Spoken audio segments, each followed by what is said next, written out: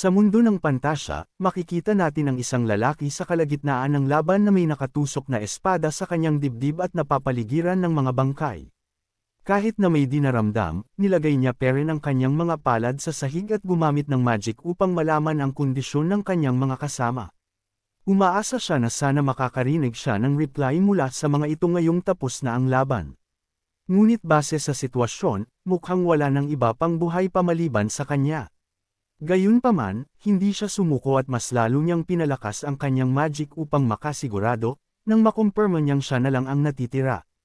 Mayroon siyang ekspresyon sa mukha na hindi may pinta sa sobrang lungkot, at sa bandang dulo wala ng iba pang nabuhay maliban sa kanya.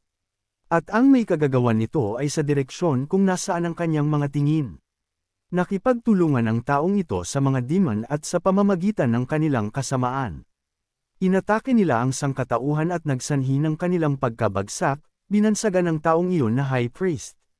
Wala silang pinalagpas, kahit na batang walang kamuwang-muwang sa mundo ay binabalak nilang paslangin. Ngunit nang dahil sa ating bida, hindi sila nagtagumpay sa kanilang binabalak, gamit lamang ang isang simpleng pagbulong upang gumamit ng magic.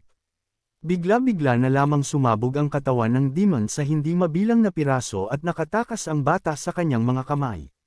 Ngunit hindi pa siya tapos, pinalibutan niya ng hangin ang bata at dahan-dahan itong pinababa.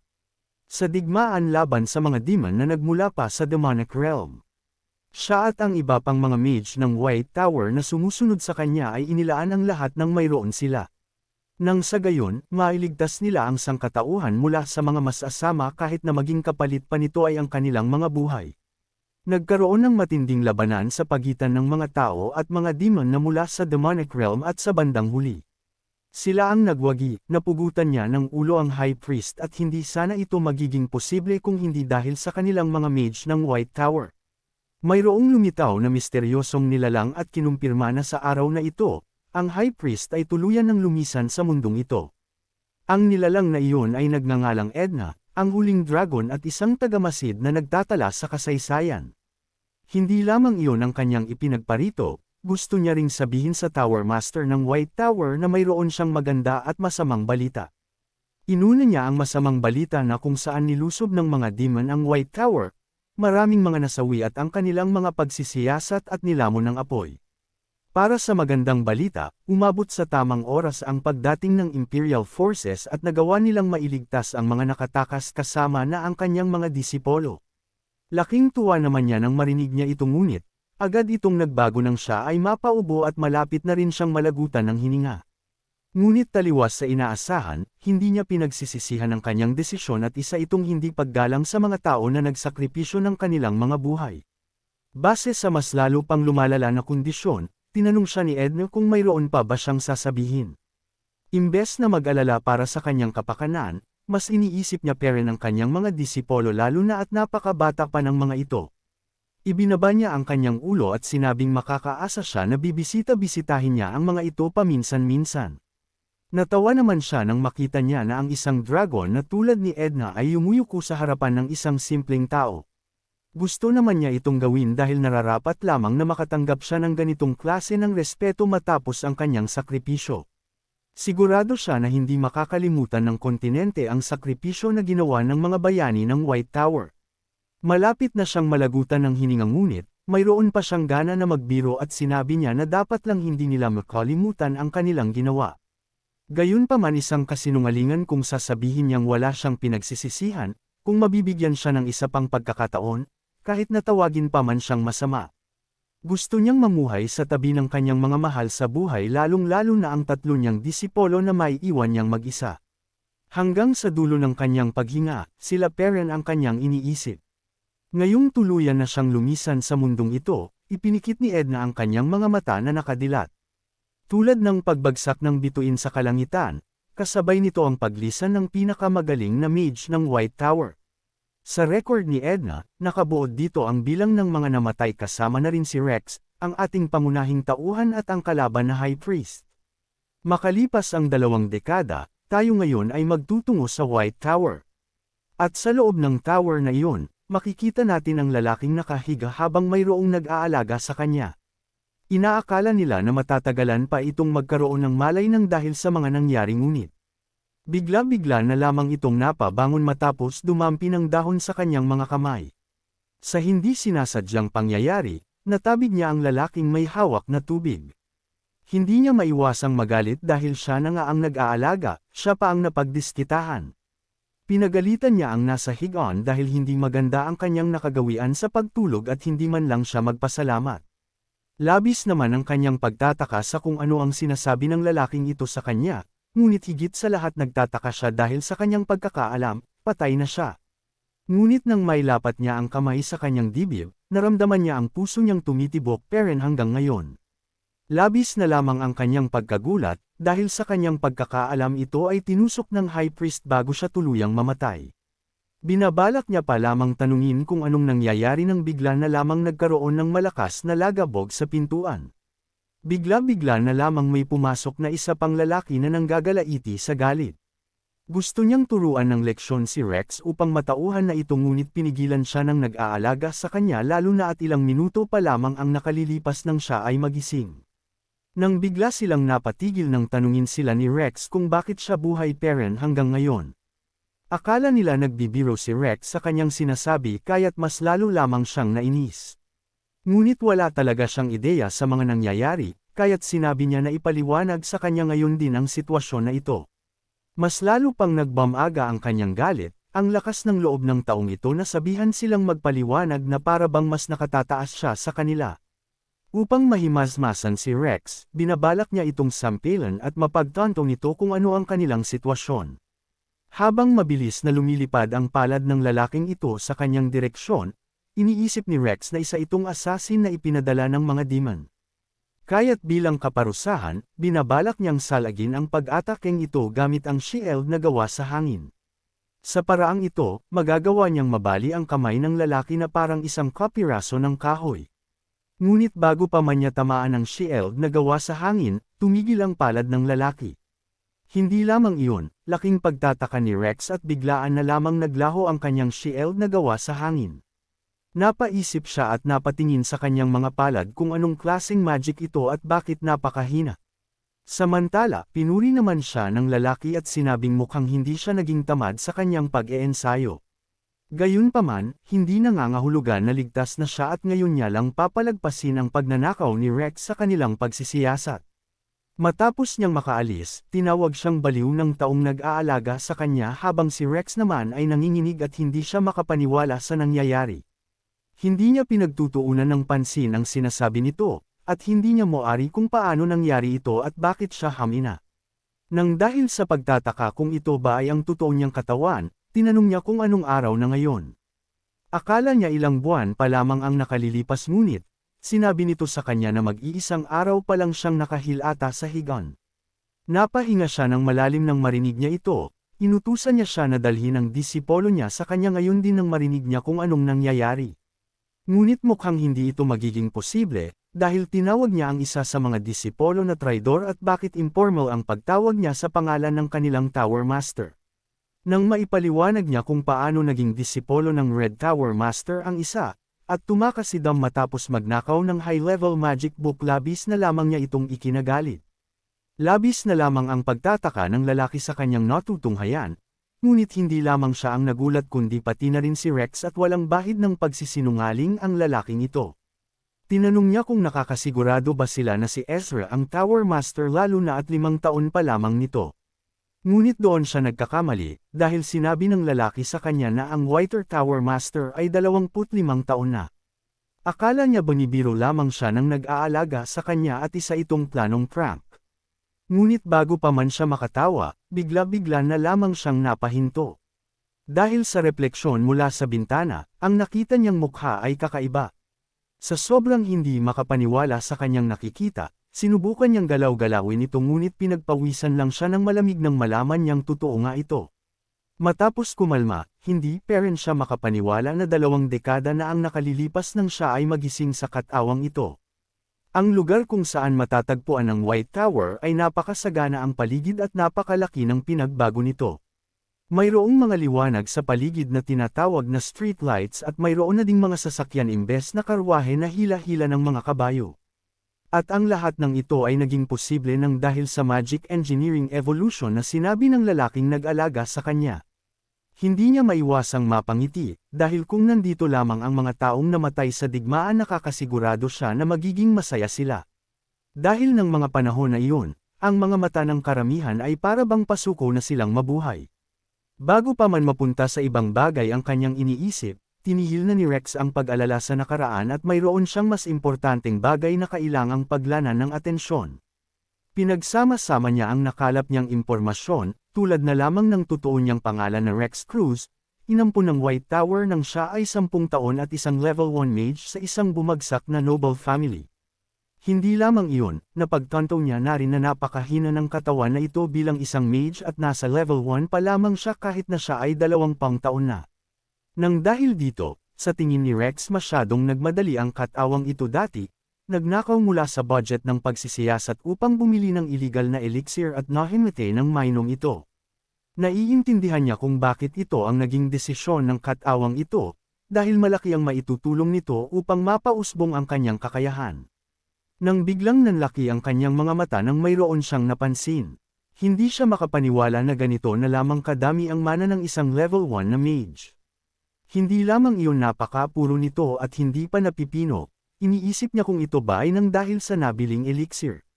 Ngunit ang pagkamangha ang unti-unti na balot ng pagtataka, mayroong kakaiba siyang napansin mula sa mana sa kanyang katawan. Upang malaman kung ano ang bagay na iyon, pinadaloy niya ito patungo sa kanyang hintuturo. Matapos itong mapagtipon-tipon hinayaan niya itong mahulog sa sahig. Ngunit labis na lamang ang kanyang pagkagulat nang makita niya ang epekto ng bagay na nagmula sa kanyang katawan. Nagsimulang umusok ang sahig at doon lamang niya nalaman na ito pala ay isang lason. Kaya't muli na naman siyang napaisip, at ano sana ang ginagawa ng lason sa loob ng katawan na ito. Nang bigla siyang napangiti at mayroon siyang napagtanto. Unang-una ang elixir ay hindi peke, maayos ito ay imposibleng makuha ng basta-basta. Ngunit ang problema dito ay walang kaalam-alam ang dating nagmamay-ari ng katawan na ito na mayroon pala itong nalahalong lason. Sa madaling salita, ang sanhi ng pagkamatay ng dating nagmamay-ari ng katawan na ito ay hindi dahil sa mana outburst kundi nang dahil sa lason. Ang level ng lason ay masyadong mataas para sa isang level 1 na mage, kaya't kung hindi napunta si Rex sa katawang ito nakakasigurado siya na hindi magiging madali na hanapin ang mga bakas nito. Imbes na mabahala, mayroon siyang ngiti sa kanyang mga mukha. Hindi man niya alam kung sino ang taong nilalaro ang kanyang kaluluwang ngunit. Nabigyan siya muli ng pangalawang pagkakataon na kanyang iniisip bago siya tuluyang malagutan ng hininga. Ang pamumuhay ng may pagkamakasarili upang mas makasama pa ang mga mahal niya sa buhay at ito ang balak niyang umpisahan.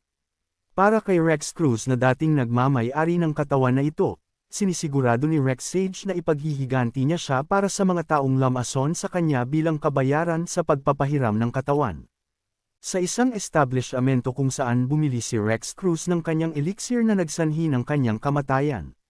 May dala-dalang hindi magandang balita ang tauhan ng leader ng establishmentong ito. Nang marinig niya na mayroong nang himasok sa kanilang tindahan, inihampas niya ang bote ng alak sa lamesa sa sobrang galit. Dahil may kinalaman ito sa elixir na kanilang ibinenta, iniisip nila kung ito ba ay si Rex Cruz ngunit dahil isa lamang itong theory mage, agad nilang isinantabi ang kaisipang ito. Nag-aalala ang kanyang tauhan at baka mapasama sila sa White Tower kung sakaling si Rex nga ang may kagagawan nito. Ngunit sinabi ng leader sa kanya na huwag mag-alala, dahil ang taong nagpabenta sa kanila ng elixir ay galing mismo sa White Tower. Nang biglang nanlaki ang kanilang mga mata nang marinig nila ang tinig ni Rex Cruz mula sa hindi kalayuan. Dahil may kataasan ng silid na ito, ginamit ni Rex ang nakabukas na bintana sa kanyang likuran upang makapasok. Hindi man niya alam kung sino ang nagbenta ng elixir kay Rex Cruz ngunit sa pamamagitan ng kanyang paghahanap sa mga bakas, napagtanto niya na mayroong kinalaman ang mga taong nasa harapan niya. Tinanong siya ng leader kung siya ba ang Samira sa kanyang tindahan na agad namang kinumpirma ni Rex at inaming tama ang kanilang hinala. Interesado siya sa kanilang mga pinag-uusapan kaya't sinabi niyang ipagpatuloy nila ang kanilang mga pinag-uusapan. Upang hindi kumalat ang kanilang ginawa, ipinag-utos niya sa kanyang tauhan na patayin si Rex ngayon din. Agad naman itong sinunod ng kanyang utusan at binabalak niyang pugutan ng ulo si Rex bago pa man ito makatakas sa kanilang paningin. Ngunit mukhang mali sila ng desisyon, kitang-kita sa kanyang mga mata na ang Rex Cruz na kanilang nakilala sa nakaraan ay tuluyan ng nagbago. Sa isang pitik ng kanyang mga daliri, gumamit siya ng magic panlaban sa lalaking iyon. Mayroong hangin na pumulibot sa kanyang katawan na napakatalam. At bago pa man malaman ng lalaki kung ano ang nangyari sa kanya, tuluyan ng damalak ang kanyang dugo mula sa kanyang leeg. Gamulong-gulong ang ulo sa sahig na walang kabuhay-buhay. Dismayado naman si Rex sa kanyang nakita dahil ito lamang ang nakayahan ng kanyang pag-atake imbes na mahati ang katawan ng lalaki sa milyong piraso. Tumayo ang balahibo ng leader sa sobrang takot ng dahil sa kanyang nasaksihan, upang labanan si Rex. Dali-dali niyang hinugot ang baril mula sa kanyang likuran at itinutok ito sa direksyon ni Rex. Hindi na siya nagpaligoy-ligoy pa at nagpaputok ng 3 bala para paslangin si Rex, ngunit taliwas sa kanyang inaasahan. Imbes na matakot na pangiti lang siya at naging interesado siya sa baril na ito, wala siyang maramdaman naman na kaya't napaisip siya kung ano ang principle nito para maglabas ng ganitong puwersa. Bago pa man siya matamaan, gumamit muli siya ng shield na gawa sa hangin at tuluyan na itong napahinto. Hindi makapaniwala ang kalaban sa kanyang natunghayan at paano ito nangyari. Dahil marami pa siyang kailangang gawin, isinantabi na muna niya ang kuryosidad at pinabalik ang mga bala sa kalaban.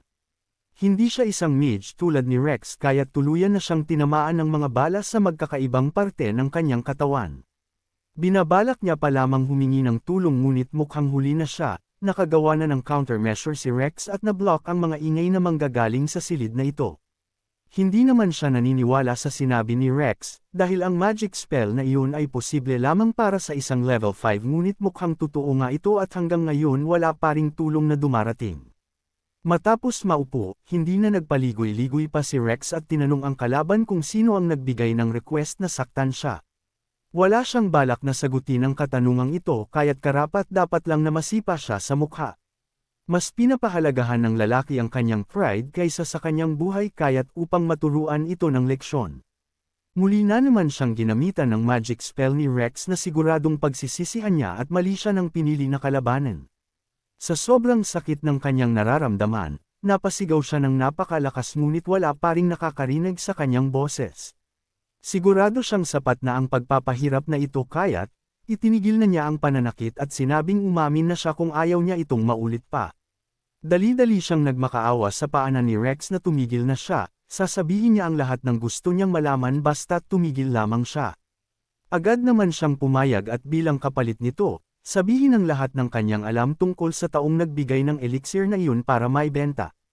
Habang hinahabol ang kanyang paghinga, sinabi niya na binigay lamang sa kanila ang elixir na iyon at iniutos na ibenta kay Rex ng mura.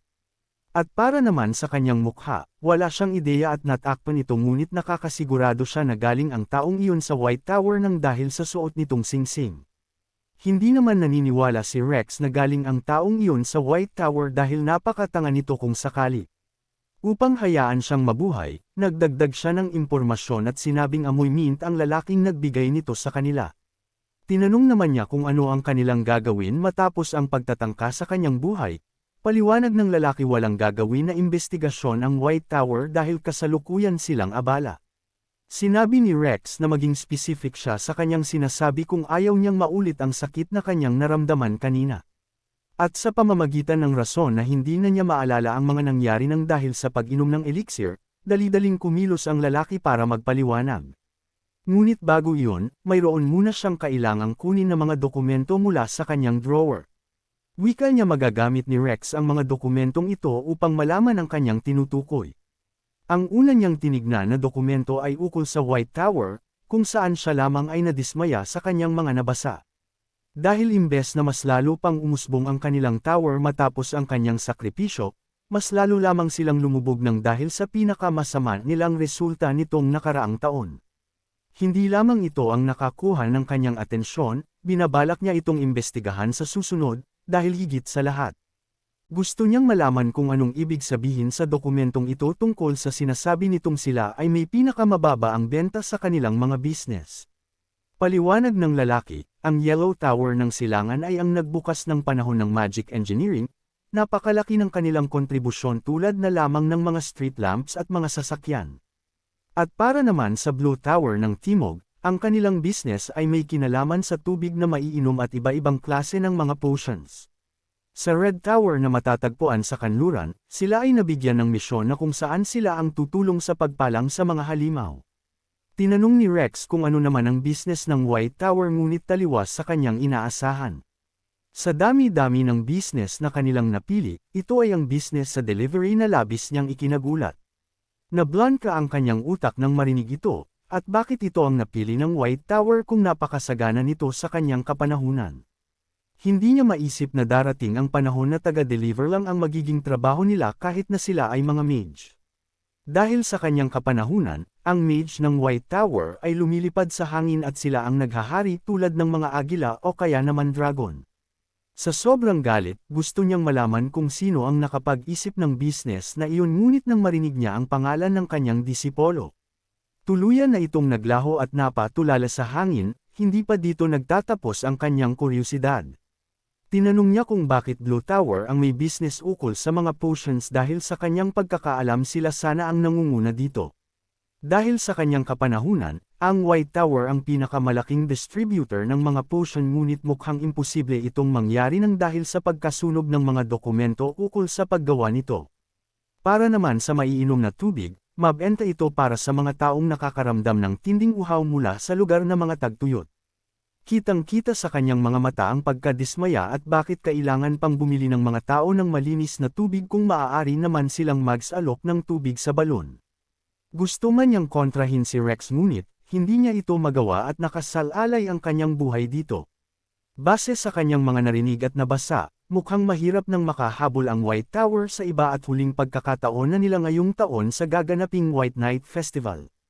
Habang abala siya sa pag-iisip, ang nagbenta ng elixir sa kanya ay unti-unti nang namamatay ng dahil sa pagdalak ng kanyang dugo. Madami-dami ang natanggap niyang impormasyon sa taong ito kaya't iniisip niya kung dapat niya ba itong sagipin. Ngunit nang basahin niya ang libro na nasa kanyang kamay, tumambad sa kanyang mga mata ang mga mas asama nilang gawain. Kaya't imbes na tulungan itong mabuhay, tuluyan na niyang iniwan ang basurang ito na nasa katawan ng isang tao. Dahil sa hindi pagbigay ng tulong ni Rex, tuluyan na siyang nawalan ng malay at naubusan ng hininga. Walang pakialam si Rex kung mabubuhay pa ba iyon o hindi, gusto niya itong magsilbing leksyon na sa susunod niyang buhay magiging mabuti na itong tao. Makalipas ang napakahabang gabi, nakabalik na si Rex sa White Tower kung saan siya nananatili. Marami siyang inis-ikaso kaya't ramdam na niya ang kanyang pagod. Ngunit higit sa lahat, ang sanhi ng kanyang pagkapagod ay nang dahil sa paggamit ng mga magic kaya naman napaisip siya kung anong meron sa katawan na ito. Sa kasalukuyang estado ng kanyang katawan, iniisip niya kung posible bang gamitin ang magic na nasa kanyang isipan.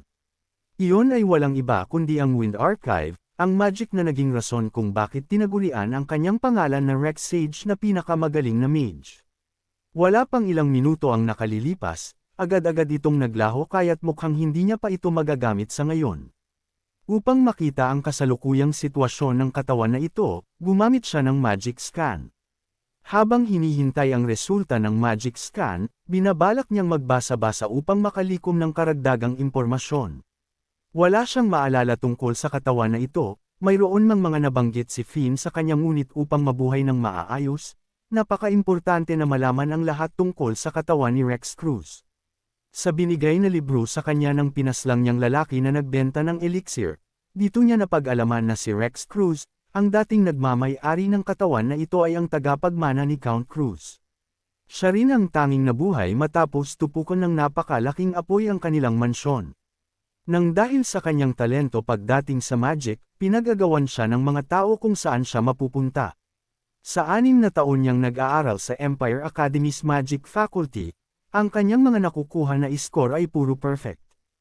Hindi lang yun, mayroon siyang kamanghamanghang thesis na kung saan mas lalo lamang niyang pinatunayan sa iba na siya ay isang magaling na henyo, ngunit kung ganoon na lamang kagaling si Rex Cruz, laking pagtataka ni Rex Sage kung bakit hanggang ngayon nasa level 1 pair nito, nanlaki ang kanyang mga mata nang mabasa niya na ito ay nang dahil sa Mana Deficiency Syndrome.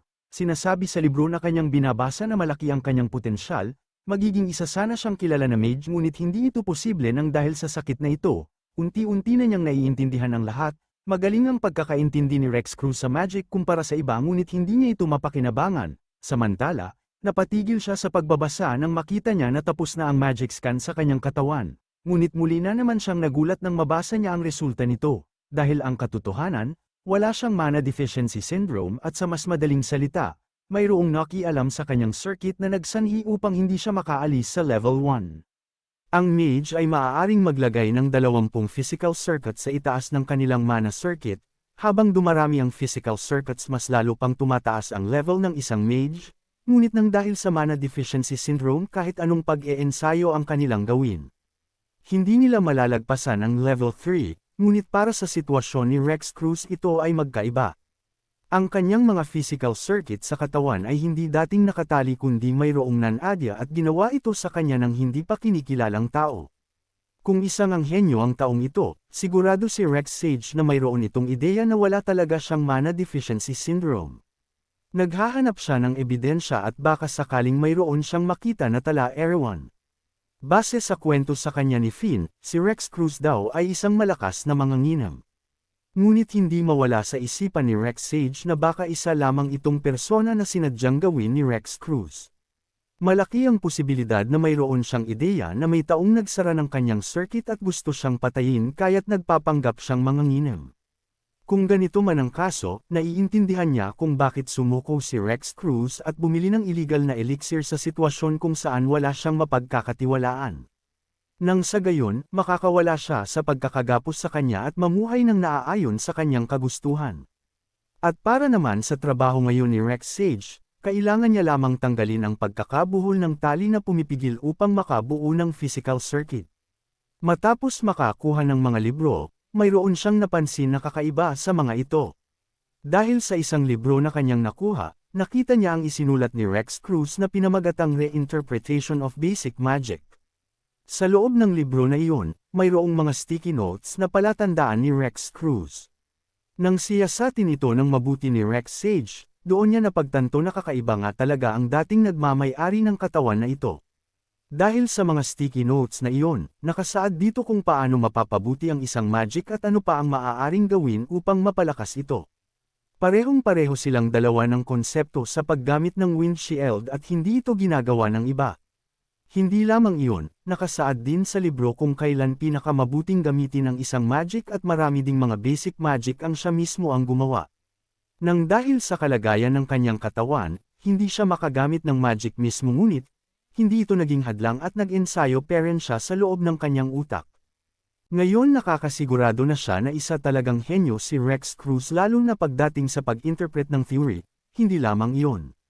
Nasasabi din niya na hindi sumuko si Rex Cruz sa paggamit ng magic, bagkus mas lalo lamang siyang naging perseguido. At sa bandang dulo ng mga sulat na iyon, tinatawag niya ang kanyang sarili na mage na nagbabalak suungin ang pinakamalaking hamon. Alam niya kung ano ang tinutukoy ni Rex Cruz sa mga sandaling iyon. At ang katotohanan na wala siyang mana deficiency syndrome ay alam niya din ngunit wala siyang maaasahan na iba kundi ang kanyang sarili. Nagkaroon siya ng malaking respeto kay Rex Cruz, isang batang mage na hindi nagpatinag hanggang sa huli. Para bang nakikita niya kung gaano kadeterminado ang taong iyon pagdating sa magic at napakataas ng kanyang passion. Kaya naman nang siya ay kumalma, naupo siya sa isang upuan at gusto niyang ay pandako. Sa kanyang pangalan na Rex Sage, ang 17th Master ng White Tower sinisigurado niya na tatanggalin niya ang pagkakatali na ito. Hindi lamang iyon, bilang pabuyas sa kanyang matinding pagsusumikap. Sinisigurado ni Rex Sage na pagbabayaran niya ang mga taong may kasalanan at pinutol nila ang pakpak ni Rex Cruz na dapat malayang nakalilipad. Matapos tanggalin ang mga pagkabuhol-buhol ng kanyang physical circuit, napunta siya sa kakaibang lugar.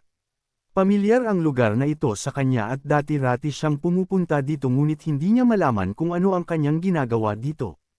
Kani-kanina lamang ay nakatulog siya sa sobrang pagod kaya't, anong rason kung bakit niya ito nakikita? Nang biglang nanlaki ang kanyang mga mata sa kanyang nakita. Dahil sa kanyang harapan, nakikita niya ang kanyang sarili kasama ang mga disipolo niya sa nakaraan niyang buhay na patawa-tawa ng masaya. Iniisip niya kung ito ba ay nang dahil sa sumpa ng panaginip na ibinigay sa kanya ng Viscount ng Nightmare mula sa Demon World. Dahil sa tuwing siya ay natutulog noon, laging pinapaalala sa kanya ang mga nakaraan. Mali siya ng pag-aakala na ang sumpa na iyon ay nasa kanyang katawan lamang kundi nasa mismong kaluluwa na niya pala. Nasasabi naman niyang maswerte siya, dahil sa pagkakataong ito hindi apektado ang kanyang panaginip tungkol sa kanyang mga disipolo. Sa nakaraan, itinuro niya sa kanila na nahahati sa 4 na kategorya ang magic, ang enhancement, acceleration, balance at mga special na klase. Tama naman si Jet sa kanyang sinabi, na ang mga White Tower ay nasa balance type kaya't mas mainam sa kanila ang wind magic. Hindi lang siya, tama din si Ezra na ang mga Magic Tower ay may kanya-kanyang specialization pagdating sa klase ng magic. Ang Golden Tower ay gumagamit ng acceleration magic, ang Red Tower ay gumagamit ng enhancement magic at ang Blue at White ay gumagamit ng balanced magic. Ayaw ni Dom ng pabagal-bagal kaya't, sinabi niya sa kanyang guro na gusto niya ng acceleration magic ngunit sa kasamaang palad, hindi nila ito maaaring piliin. Upang malaman ang kanilang klase ng magic, nagbigay siya ng ehemplo sa kanila habang gumuguhit sa sahig upang mas mabilis itong maintindihan. Bilang maunawang guro, pinayuhan niya itong huwag magmadali at marami silang oras. Makalipas ang ilang sandali, mayroon ng magic na lumalabas sa kanyang hintuturo. Base sa kanyang nakikita, sinabi ni Rex na pareho silang dalawa ni Ezra na balance type. Labis naman niya itong ikinatuwa at pareho sila ng kanyang guro ng klase ng magic. Hindi naman nagpahuli sina Dom at Jet, at tulad ng kagustuhan ni Dom isa siyang acceleration type. Patalon-talon siya sa tuwa habang ang hinihintay na lamang ay si Jet na hindi pa nalalaman kung ano ang klase ng kanyang magic. Hindi niya alam kung matutuwa ba siya sa kanyang nakikita dahil sinabi ng kanyang guro na isa siyang special type. Kahit nagaano pa man kabihira ang pagkakaroon ng special type, gusto niya itong baguhin upang maging pareho sila ng kanyang guro na si Rex. Ayaw niyang makita ang malungkot na ekspresyon sa mukha ni Jet kaya't dali-dali siyang umisip ng paraan. Nanlaki ang mga tenga ni Jet nang marinig niyang makakatanggap siya ng mga private lessons dahil isa siyang special type. Bago pa man magpadalos-dalos, tinanong niya si Rex kung totoo ba ito, agad naman niyang sinabi na oo. Dahil ang mga special type na mage ay mahihirapang umusbong kung walang magtuturo sa kanila, upang makasigurado na mas makakasama niya pa ang kanilang guro sinabi niya na mag-promise ito sa kanya. Na agad namang sinunod ni Rex at sadyang gusto niya ding turuan ng mabuti ang kanyang mga disipolo kasama si Jet. Ngunit nang dahil sa kanyang pagkamete, hindi na niya nagampanan ang kanyang pangako na nagsanhi upang makaramdam siya ng lungkot. Gayunpaman, wala nang silbi ang pag-iyak dahil hindi na niya mababago pa ang nakaraan. Nang biglang tumunog ang speaker sa silid kung saan natutulog si Rex. Mayroong anunsyo mula sa broadcasting room na pinapatawag siya sa Laboratory Room 4202. Matapos ang napaka-emosyonal na panaginip, hindi niya namalayan na inabot na siya ng umaga. Nagtagumpay naman siya sa kanyang ginawa, mayroon na siyang 12 na physical circuits at 8 na lang ang natitira. Nang dahil dito, hindi na siya isang level 1 na mage kundi isa ng level 2. Pagpasok sa silid na iyon, bumungad sa kanya si Maxim na naghihintay, gusto niya siyang kamustahin at base sa report ni Finn, unti-unti nang bumabalik ang kanyang alaala. Hindi naman ito itinanggi ni Rex na labis namang ikinatuwa ni Maxim na marinig. Ngayong pinagmamasdan niyang mabuti si Maxim, napagtanto niya na ang taong ito ay ang kanyang junior dati ngunit isa ng elder ng White Tower. Marami siyang magagandang katangian kaya't hindi na siya nagulat nang makita niyang isa na itong elder ng White Tower.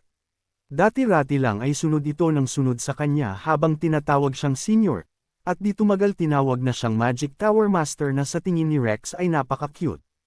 Napansin naman ni Maxim ang mga ngiti ni Rex kaya't tinanong niya kung ano ang nakakatawa.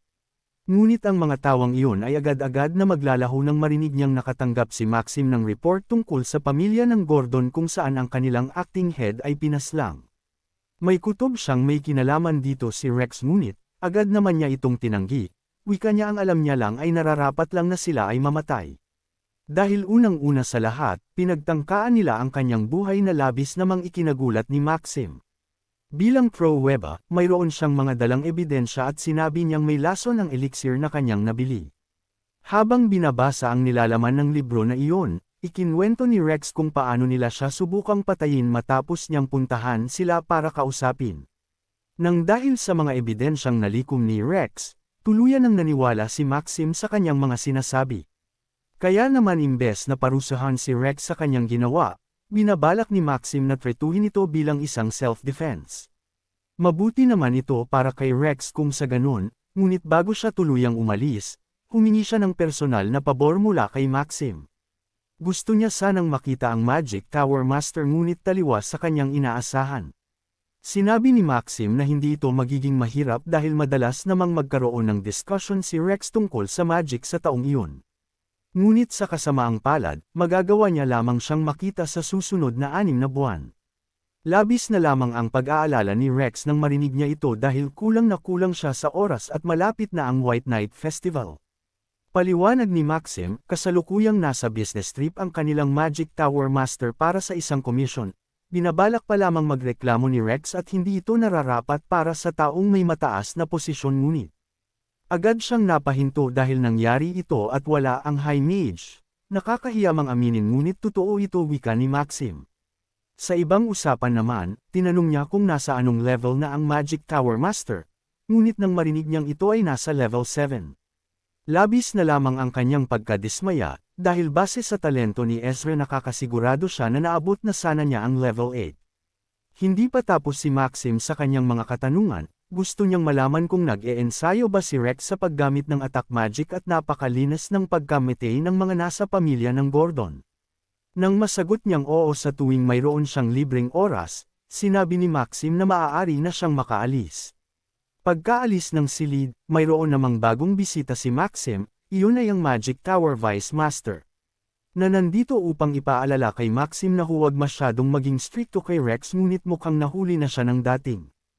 Hindi niya maiwasang hindi mag-alala kay Rex lalo na at siya mismo ang nagdala sa kanya papunta sa White Tower, mukhang wala naman siyang dapat ipag-alala. Dahil nitong mga nakaraan lang na araw, nakita niya na mayroong malaking pinagbago si Rex base sa paggamit nito ng windshield. Hindi niya maiwasang mapangiti, dahil sa wakas mukhang naglalaan na ng oras si Rex para sa kanyang sarili upang mas lalo pang lumakas. Ngayong tapos na sila sa pag-uusap, inanyayahan ni Hamel si Maxim na magtungo para sa pagpupulong kasama ang elder na si Fidelina. Sa kabilang dako naman, nagtungo si Rex sa lugar kung saan niya napaginipan ang kanyang mga disipolo. Hindi niya maiwasang maalala ang mga masasayang ala-ala sa lugar na ito nang biglang may nakapansin sa kanya na matandang lalaki. Base sa kanyang pagsasalita, mukhang pamilyar si Rex sa kanya at kilala niya ang kanyang pangalan. Ang matandang ito ay si Wilter, ang namamahala sa mga pasilidad ng lugar na ito. Wika niya mukhang totoo nga ang mga sabi-sabi na nawala ng memorya si Rex at mukhang hindi niya siya namumukhaan. Hindi siya makapaniwala na hanggang dito kumalat ang mga sabi-sabi na iyon. Ngunit ang kanyang pinagtataka, bakit siya tinatawag na Young Sir Rex? Ang hindi niya alam, matagal nang nagtratrabaho si Wilter dito at dahil pareho sila ng pangalan ni Rex sa dating Tower Master. Ang tawag niya sa taong iyon ay Great Sir Rex at siya naman ang Young Sir Rex. Ikinatuwa naman niya itong marinig lalo na at mayroon pa palang nakakaalala sa kanya. Umaasa si Rex na sa hinaharap sana ipagpatuloy pero ni Wilter ang pakikipag-usap sa kanya. Ngunit mukhang hindi na ito mangyayari pa, dahil matapos ang 40 na taon na pagtratrabaho sa lugar na ito siya ay aalis na. Madami na siyang pinagdaanan, maraming mga katrabaho ang umalis at siya na lamang ang natitira sa departamentong ito. Ang rason kung bakit siya nanatili ay nang dahil sa sinabi ni Great Sir Rex na dapat maging taas noo sila sa kanilang trabaho dahil lahat sila ay parte ng White Tower. Nahihiya naman si Rex nang kanyang marinig ito. Samantala nang dahil sa mga binitiwan niyang mga salita noon, naging persigido si Wilter sa kanyang trabaho sa White Tower. Ngunit nang dahil din anunsyong iyon, napagdesisyonan niya na mag-quit sa trabahong ito. Hindi naman maintindihan ni Rex kung anong ibig sabihin ni Wilter, akala niya maganda itong bagay. Paliwanag niya, ang sitwasyon ng White Tower ay hindi maganda, ang pera na ginagamit sa pagpapanatili ng mga gusali ay hindi na tulad pa ng dati. At sa susunod na buwan, mag-4 na taon na siyang nagtratrabaho sa lugar na ito, ngayon alam na ni Rex kung ano ang kanyang ibig sabihin. Dahil matapos ang matagal na pagsisilbi ang mga manggagawang umaabot ng 40 na taon sa serbisyo ay mabibigyan ng malaking salapi, na magiging sapat upang makabili ng malaking bahay sa karamihan na syudad.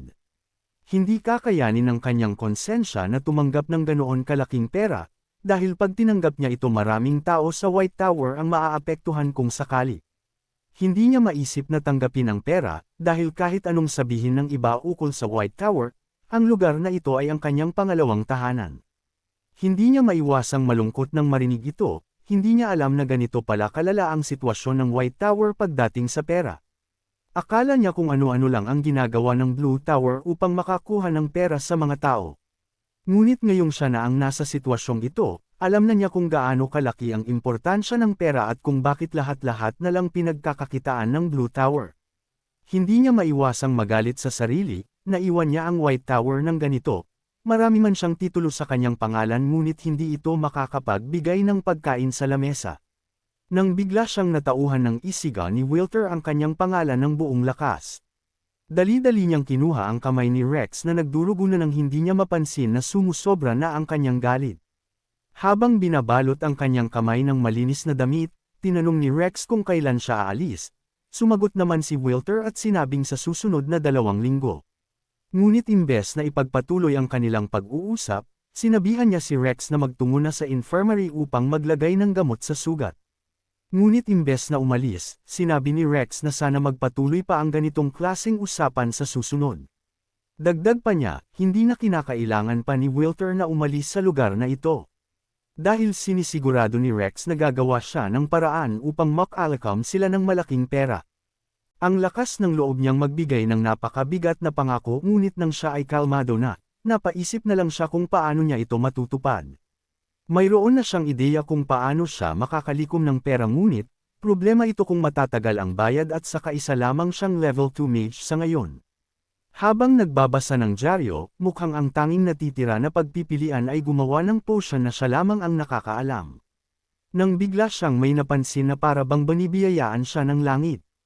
Napalapit siya sa dyaryo at hindi siya makapaniwala kung tama nga ba ang kanyang nakikita sa mga sandaling ito. Sa silid ng Vice Tower Master kung nasaan ang 2 elder na si Maxim at Fidelina, gusto ni Fidelina na maparusahan si Rex ng dahil sa pagnanakaw ng budget. Subukan mang ipagtanggol ni Maxim si Rex ngunit, mas lalo lamang siyang nagalit lalo na at siya ang namamahala sa kanilang mga pera. Depensa niya, mas lalo lamang lalala si Rex kung hahayaan nila itong makatakas ng walang parusa ngunit, sinisigurado naman ni Maxim na hindi ito magiging problema. Dagdag pa niya, wala naman gaanong mananakaw sa kanila at wala na silang pera ngunit mas lalo lamang lumiyab ang apoy ng galit ni Fidelina. Mas lalo pang tumindi ang bangayan ng dalawa at gusto ni Fidelina na ipatapon si Rex para mag-ensayo ngunit wala itong saysay para sa isang level 1 na mage. Bago pa man lumala ang kanilang away, sumingit na si Hamel at sinabing masyado na silang malupit para papuntahin sa isang isolation training si Rex. Paliwanag niya, wala itong gagawin sa lugar na iyon at magmumuko lamang na pinapahirapan nila ang bata, imbes na iyon ang maging kaparusahan. Gusto ni Hamel na magbayad na lang si Rex ng 3 beses ngunit hindi pa sapat ito para kay Fidelina. Matapos kumalma, sinabi na niya ang kanilang problema, kakaunti na ang kanilang pera kaya't kinakailangan na nilang gumawa ng desisyon. Maraming pasilidad sa White Tower ang hindi nagagamit, kaya't sa pamamagitan ng pagbenta sa mga ito magagawa nilang tumagal ng kahit ilang buwan pa. Kahit na malaki ang posibilidad na sila ay magsara, hindi naman pumayag si Hamel sa mungkahi ni Fidelina na ibenta ang kanilang mga gamit. Dahil para sa kanya ang lugar na ito ay isa paring Magic Tower, kung saan nagtitipon-tipon ang mga mage upang mag-aral ukol sa magic at makipagpalitan ng kaalaman. Kaya naman para sa mga bata, hindi nila maaaring ibenta ang hinaharap para lamang matanggal ang kanilang gutom para sa araw na ito. Bumulong naman si Fidelina, dahil sa tingin niya wala na silang hinaharap pa lalong-lalo na dahil 2 dekada na silang naghihintay. Labis naman itong ikinagalit ni Maxim at parang sinasabi ng kapwa niya elder na wala na silang pag-asa pa. Habang pinapakinggan ang kanilang pag-uusap, mayroong punto ang 2 ito sa kanilang mga sinasabi. Binabalak niya palang magsalita nang biglang bumukas ang pinto ng silid na ito. Tinanong ni Fidelina kung sino ang taong iyon at ang lakas ng loob nitong pumasok na lang ng basta-basta nang walang palem. Tamang-tama naman ang kanyang dating at siya ang isa sa kanilang mga problema, lalong-lalo na si Fidelina na tutol sa kanyang ginawa. Nang tanungin siya ni Hamel kung anong rason ng kanyang pagparito, hindi na nagpaligoy-ligoy pa si Rex. Paliwanag niya sa kanila gusto niyang magtayo ng business na labis namang ikinagulat ni Fidelina. Tinuro niya ito at tinawag na bastos, ang lakas ng loob niyang magsabi nito lalo na at kamakailan lang nagnakaw siya ng budget para sa White Tower. Hindi naman niya ito pinansin, sinabi niya kay Hamel na mayroon siyang nabasa na balita sa dyaryo na ang Vince Estate ay kailangang magsara ng dahil sa kumakalat na sakit. Nabasa din ito ni Hamel, madaming tao ang nagsasabi na ang kumakalat na sakit ay cadena flu at kung ito ay totoo man napaka-delikado nito. Kasalukuyan wala pa ring panlunas sa sakit na cadena flu, mayroon silang vaccine noon na galing sa White Tower ngunit nang tinupok ito ng apoy, tuluyan ang nawala ang recipe. Isa ito sa mga rason kung bakit gustong mag-umpisa ni Rex sa pagbebenta ng vaccine at alam niyang walang makakagaya sa kanya. Ngunit nang marinig nila na gusto niyang ma-revive ang kanilang monopoly sa vaccine na iyon, labis na lamang ang kanilang pagkagulat. Nagalit si Fidelina at para bang trinitrato ni Rex na laro ang bagay na ito, kaya't sinabi niya na nag-aaksaya lamang sila ng oras kung makikinig pa sila sa kanya. Hindi niya alam kung matatawa ba siya o hindi sa sinasabi ni Rex. Madaming taon ang ginugol ng mga iba't ibang Magic Tower ngunit ni isa wala pa ring nagtatagumpay sa paggawa ng vaccine para sa cadena flu. Ngunit ngayon ang bata sa kanilang harapan ay ang lakas ng loob magsalita na kayang-kaya niyang gumawa ng vaccine na ito. Hindi naman itinanggi ni Rex ang kanilang paratang na isa lamang siyang bata, gayunpaman sinabi niya na naiiba siya sa mga pumalpak. Nang may nag-uma pa na kumpiyansa sa sarili, sinabi niya sa kanila na isa siyang henyo. Mas lalo lamang nagalit si Fidelina at mukhang nasisiraan na ng bait ang batang ito. Pinagmumura siya ni Fidelina at binanggit ang lahat ng kasalanan nito sa punto na nagdurugo na ang tenga ni Rex sa sobrang sakit. Wala pa sanang balak tumigil ni Fidelina sa kanyang mga sinasabi ngunit, nakibahagi na si Hamel bago pa man lumala ang kanyang galit. Wika niya, masyado ng bastos si Fidelina lalo na at gusto lamang magbigay ng mungkahi ni Rex ukol sa maaaring investment na gawin ng White Tower. Matapos kumalma, humingi siya ng paumanhin at napangunahan lamang siya ng kanyang emosyon. Naiintindihan naman ni Rex ang kanyang galit, lalo na at base sa kanyang naaalala, puro lamang sakit ng ulo ang dulot ni Rex Cruz sa kanila. Gayunpaman, sigurado siya na ito ang solusyon sa kanilang problema kaya't sinabi niya kay Hamel na pag-isipan ito ng mabuti. Tinanong naman ni Hamel kung paano nasasabi ni Rex na isang ang cadena flu ang sakit na iyon. Ngumiti naman siya at sinabing makikita nila ang sagot sa pangalawang pahina ng dyaryo. Nakasaad dito ang biglaang pagbago ng plano ng Archbishop Baldwin, wika ni Rex kainahinala ito dahil nananatili lamang ang Archbishop ng matagal sa isang lugar kung ito ay malaking syudad. Ang El Terra Order ay sinasamba ang Terra at mayroon lamang 7 na Archbishops, dapat sila ay hindi mga corrupt at mas mataas ang dignidad kumpara sa iba ngunit, hindi ito ang katotohanan. Dahil ang Archbishop Baldwin sa syudad ng Surin ay nananatili ng matagal sa pamamagitan ng pagtanggap ng pera mula sa mga merchants at nobles. Kaya naman hindi maiwasan ni Rex na magtaka, dahil sa kanyang pagkakaalam ang Surin ay mas lalo pang lumiliit nitong mga nakaraang taon. Sang-ayon naman dito si Maxim ngunit ang akala niyang rason kung bakit matagal ang Archbishop sa Surin ay nang dahil sa prayers of blessing. Ngunit mas lalo lamang naghinala si Rex. Kung ito ang kanilang rason ano sana ang saysay ng prayers of blessing sa isang lupain na tigang. Alam naman na nila na ang pupuntahan ng Archbishop Baldwin ay dati nang napili, ang Surin, Musk, Melbourne at Greenvale. At ang susunod na syudad na kanilang pupuntahan ay walang iba kundi ang Vince, paliwanag ni Rex, na natili ang Archbishop Baldwin sa Knox ng isang buwan bago pumunta ng Surin. At base sa mga nangyayari, sa tingin ni Rex tig-iisang buwan ang aabutin ng Archbishop sa mga lugar na iyon bago dumating sa Vince. Sa madaling salita para bang gusto ng Archbishop na patagilan ang kanyang pagpunta sa Vince hanggang sa makakaya niya. Dahil kung magkakaroon ng problema sa kasalukuyang nagaganap na prayer of blessing, sinasabi ng mga tao na nagagalit ang Diyos at ibig sabihin lamang nito, parang tutol ang Diyos sa mismong Archbishop. Naiintindihan naman ni Maxim kung ano ang nais iparating ni Rex, na alam ng Archbishop na mayroong cadena flu sa Vince kaya't ayaw niyang tumuloy. Hindi naman masyadong kumbinsido si Fidelina at kahit na gaano pa man kagaling ang theory na ito, isa pa rin itong theory at walang kasiguraduhan. Ngunit nang marinig ni Rex na naiintindihan ng Vice Tower Master ang kanyang punto, labis na lamang ang kanyang tuwa ngunit. Ang problema nila ay walang makakapagbigay ng budget para sa kanya lalo na at kapos din ang White Tower sa pera. Ngunit masyado pang maaga upang sumuko si Rex, dahil habang sila ay nag-uusap mayroong dinudukot si Hamel mula sa kanyang drawer. Kung wala mang budget ang White Tower, nais niyang gamitin ang personal niyang pera para sa business na sinasabi ni Rex sa kanila. Sinubukang sumanji ni Fidelina at pigilan ang kanilang Vice Tower Master ngunit, sinabi ni Hamel na magiging okay lang ito. Ang nilalaman ng envelope na iyon ay umaabot sa 30,000. Ngunit nandilim ang ekspresyon ni Rex at ang bilang ng pera ay kulang pa para sa kanyang kailangan. Gayunpaman dahil nandito na rin naman na siya, tumuloy pa rin siya sa paggawaan ng potions. Walang mangyayari kung patuloy siyang magmumukmuk kaya't kinakailangan na lamang niyang umisip ng plan B. Binabalak niyang gumawa ng simpleng vaccine at kumuha ng karagdagang pera sa Archbishop lalo na at ang tao na iyon mismo ang nangangailangan ng dahil sa kadena flu. Iniisip niya na dapat lang at mas mainam na kunan ng pera ang taong iyon lalo na at siya ngayon ay desperado. Ngayong tapos na ang preparasyon, oras na para simulan ang kanyang plano kung paano makakalikom ng pera. Bago magsimula sa paggawa ng vaccine, sumubok na muna siya sa ibang bagay. Sa pamamagitan ng kanyang konsentrasyon at karanasan, ramdam niya kung kailan handa na itong matapos. Nang makita niya ang resulta, sinabi niyang hindi na rin ito masama. Base sa resulta ng energy drink na kanyang ginawa, mukhang wala siyang dapat ipag-alala sa vaccine na kanyang gagawin at wala pa rin siyang kupas.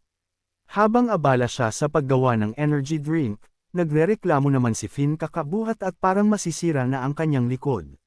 Dala-dala niya ang lahat ng kulang na kasangkapan na nilista ni Rex, at habang nagpapahinga humingi siya ng maiinom.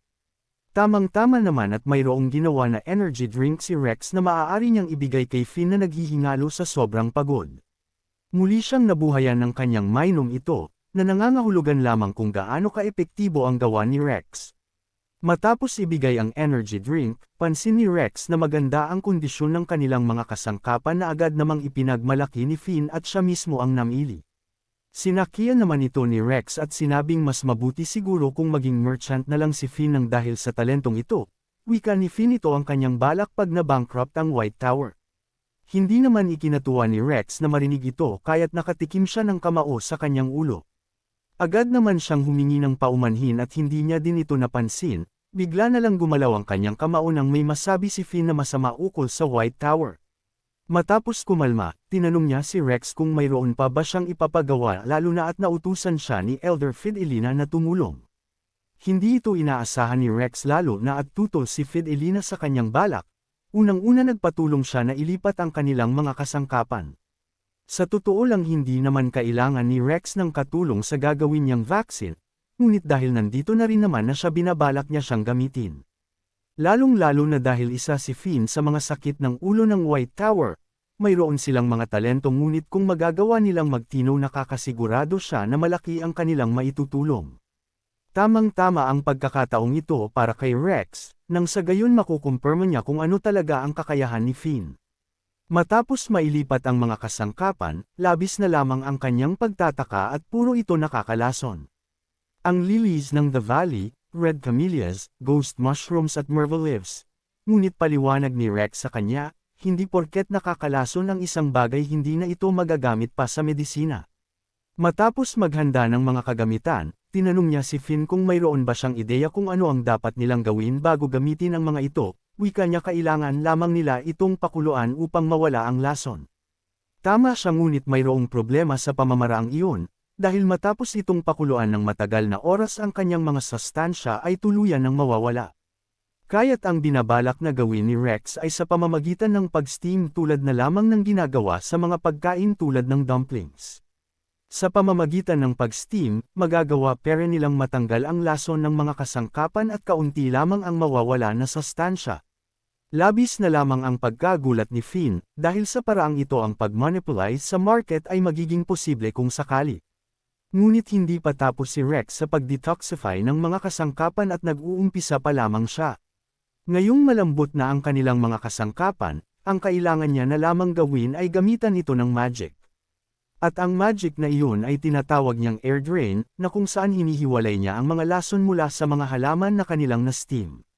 Napanganga si Finn sa kanyang nakikita, at hindi niya inaakala na ganun lamang kadali ang ginagawa ni Rex. Ngunit masyado pang maaga para siya ay magulat dahil mula sa steam na kinuha ni Rex mula sa mga kasangkapan. Nagawa niyang mapaghiwalay ang ligtas na steam mula sa nakakalason. Ngayong ligtas na itong gamitin, kailangan na lamang niyang paghaluin ang mga ito ng may tamang sukat. Wala pang ilang oras ang nakalilipas, ang paggawa niya ng lunas sa kadena flow ay tapos na. Tulalang-tulala si Finn sa mga nangyari, ngunit mukhang wala na siyang oras pang tumunganga dahil sinabi ni Rex na siya naman ang gagawa nito ng mag-isa. Nag-aalanganan siya at wala siyang kakayahan na gumamit ng dalawang magic ng sabay ngunit, nilakasan niya ang kanyang loob. Nag-umpisa siya sa air drain at pansin naman ni Rex na ang kanyang control sa mana ay hindi na rin masama.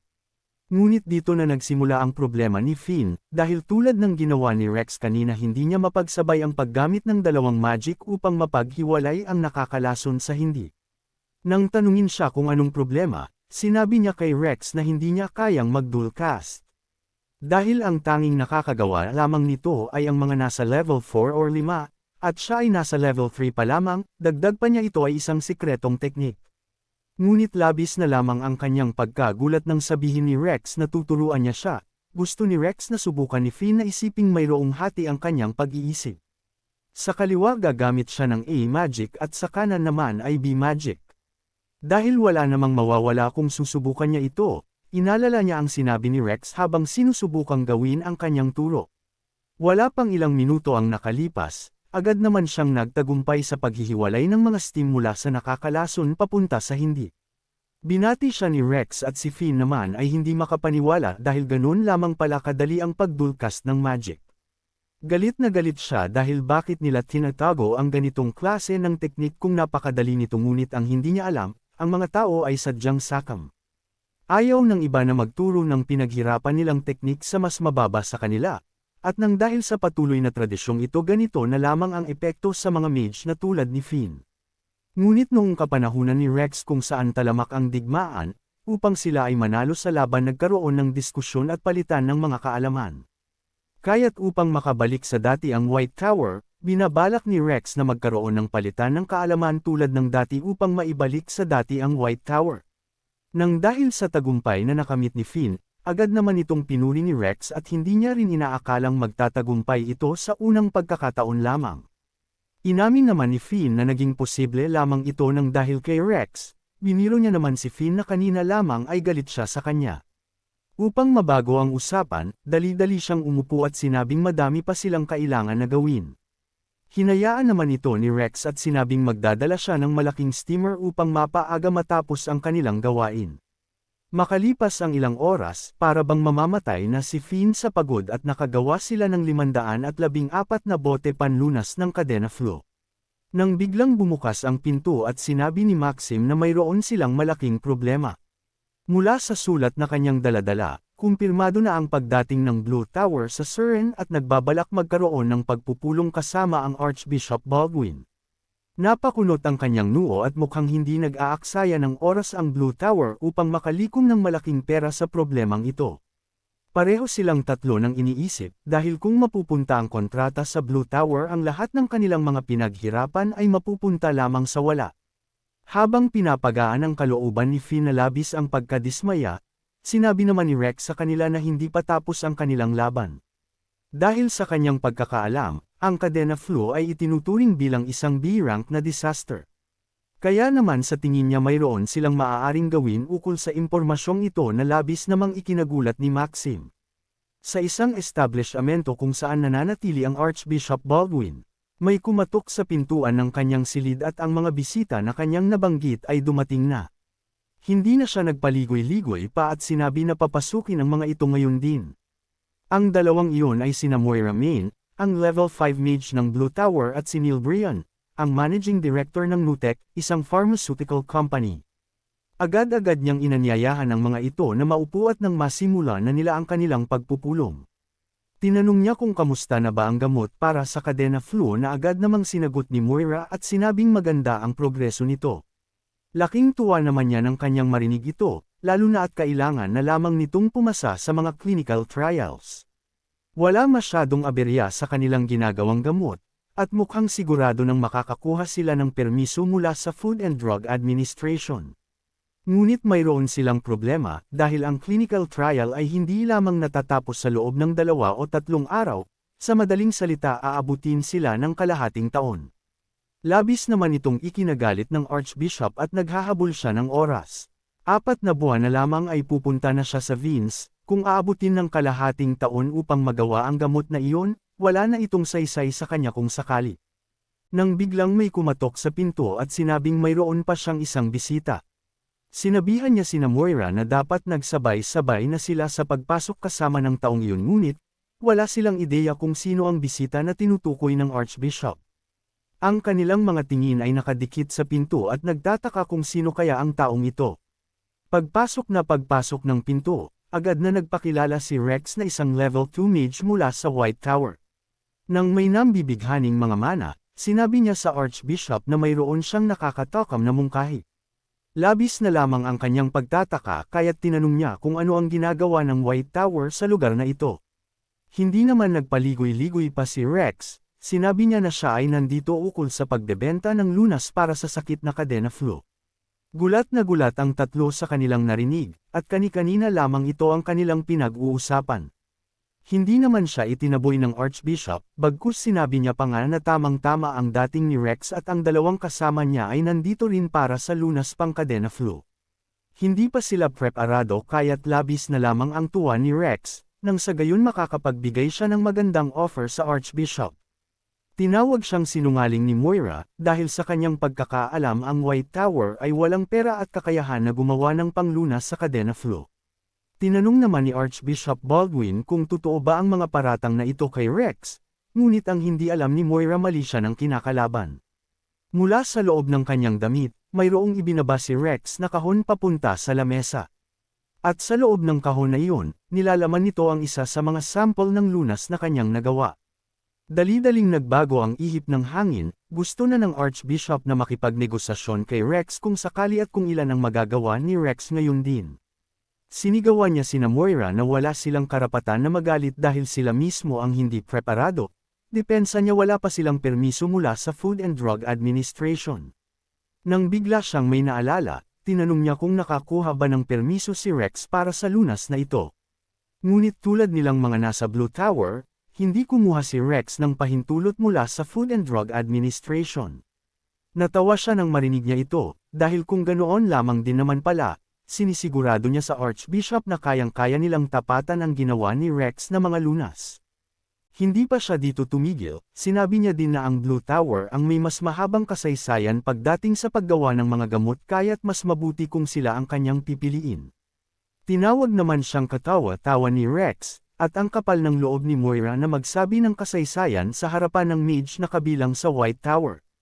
Nagalit naman siya sa kanyang narinig, sinabihan niya si Rex na bawiin ang kanyang sinabi ngayon din kung ayaw niyang magsisi sa bandang huli. Paliwanag ni Rex, kung titignan nila ang kasaysayan ang White Tower ang naunang mabuo kaysa sa Blue Tower ng 5 taon na pagitan. At ang puwang na ito ay hinding-hindi mahahabol ng Blue Tower kahit na ilang libong taon pa man ang lumipas.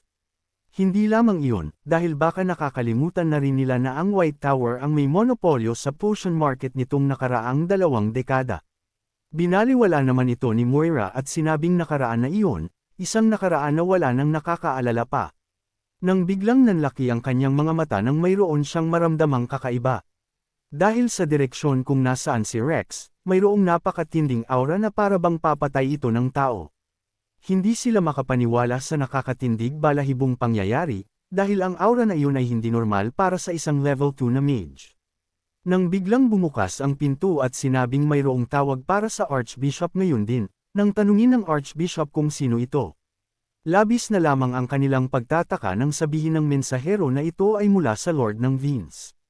Nang tanggapin niya ang tawag, nagpasalamat ang Lord ng Vince sa kanya sa mabuti niyang kalooban. Ang kanyang tinutukoy ay ang pagpapadala ng Archbishop ng lunas para sa cadena flu na labis naman niyang ikinagulat at wala siyang pinadala. Mayroong White Tower Elder na pumunta at sinabi sa Lord ng Vince na si Archbishop Baldwin daw ang naghanda nito ng patago.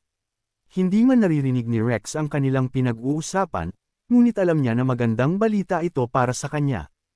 Upang makasigurado, tinanong muna ni Archbishop kung wala namang side effects ang lunas na iyon na agad naman itong sinagot na wala kaya't gusto na sana niyang matanggap ang susunod na batch ng gamot. Dahil nang tanungin niya ang elder ng White Tower na nagdala ng gamot, sinabi nito na nakadepende na sa Archbishop kung magpapadala pa siya. Agad naman niyang naintindihan ang oportunidad na ito kaya't sinabi niya sa Lord ng Venus na makakaasa siya sa susunod na batch ng mga gamot. Matapos ang kanilang tawag, tinanong niya si Rex kung ito ba ay kanyang gawain, hindi naman ito itinanggi ni Rex. Nang biglang suminggit si Moira, sinabi niya sa Archbishop na lumalabag sina Rex sa batas ng Food and Drug Administration. Ngunit doon siya nagkakamali, tinanong ni Rex kung mayroon ba silang ideya sa batas na may kinalaman sa mga digmaan. Nang hindi siya makasagot, labis na lamang ang pagkadismaya ni Rex at mukhang nakalimutan na nila ang kanilang mga pinagdaanan. Kaya't pinaliwanag niya sa kanila na noong nakaraang 2 dekada, ang sandata na kumitil sa maraming buhay ng tao ay walang iba kundi nang dahil sa pandemic. Kahit nagaano pa man kabilis ang mga mage na gumawa ng gamot, matagal ang Food and Drug Administration na aprubahan ang mga ito kaya't gumawa ng batas ang hari. Na kung saan ang mga paggamot sa nasugatan sa mga digmaan ay nasa kategorya ng special treatments at hindi maapektuhan ng batas ng Food and Drug Administration. Agad namang sumabat si Moira ngunit hindi pa dito tapos si Rex. Mayroong 3 kaso kung saan kinukonsidera na ang sitwasyon ay nasa digmaan. Unang-una ang pagkakaroon ng digmaan laban sa magkakaibang bayan. Pangalawa ay kung mayroon mang revolusyon, at ang pangatlo ay kung mayroon sakuna na nasa B-rank o pataas. Labis na lamang ang gulat ni Moira nang marinig niya ito at mukhang nakaligtaan niya ang batas na iyon. Ngunit huli na ang lahat para sa kanila, ang kadena flu ay nasa B-rank kaya't hindi na kailangan pa ni Rex na sundin ang batas ng Food and Drug Administration. Dali-dali namang kumilos si Neil, sinabi niya sa Archbishop na kung kaya ito ng White Tower, kayang-kaya din nila itong gawin. Ngunit doon siya nagkakamali, dahil ang kanilang unahan sa paggawa ng gamot ay tuluyan nang natapos ng makarating ang elder ng White Tower sa Venus na may dalang gamot. Dagdag pa niya, iniisip din ng Lord ng Venus na nakikipagtulungan siya sa White Tower kaya't hindi na niya maaari pang bawiin ang kanyang mga nasabi kanina para pumanig sa Blue Tower. Sa mga sandaling iyon, nagmungkahi na lamang siya na babaan ang presyo ng gamot upang makuha si Archbishop sa kanilang panig ngunit taliwas sa kanyang inaasahan. Nagalit ito sa kanya at para bang sinasabi niya na maaari niyang mabili ng pera ang Archbishop.